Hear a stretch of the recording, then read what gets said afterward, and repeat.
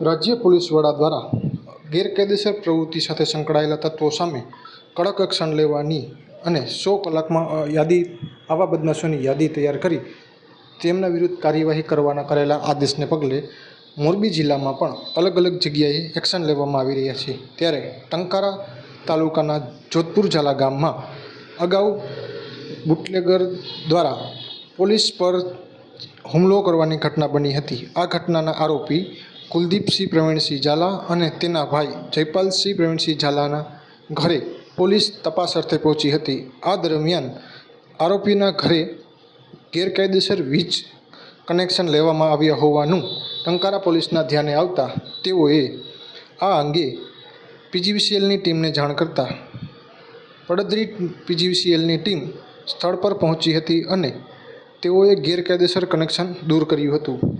આ ઉપરાંત હળવદ શહેર વિસ્તારમાં પણ ગેરકાયદેસર દબાણ ખડકાયું હોવાની જાણ હળવદ પોલીસને થતાં તેઓ દ્વારા સ્થાનિક વહીવટી ટીમને સાથે રાખી સ્થળ પર પહોંચી હતી, જ્યાં પંકજ ગોઠી અને ધર્મેન્દ્ર ગોઠી નામના શખ્સ દ્વારા ગેરકાયદેસર રેસ્ટોરન્ટ ઊભી કરી દેવાઈ હતી।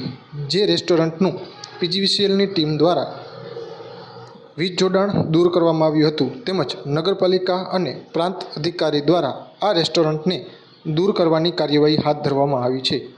આગામી દિવસોમાં મોરબી જિલ્લામાં આ રીતે ગેરકાયદેસર કનેક્શન લેવાયા હોય કે સરકારી જમીન પર દબાણ કરનારા અસામાજિક તત્વો અને અલગ અલગ પ્રકારની ગુનાહિત પ્રવૃત્તિ સાથે સંકળાયેલા શખ્સો સામે કડક એક્શન લેવાય તેવી શક્યતાઓ સેવાઈ રહી છે।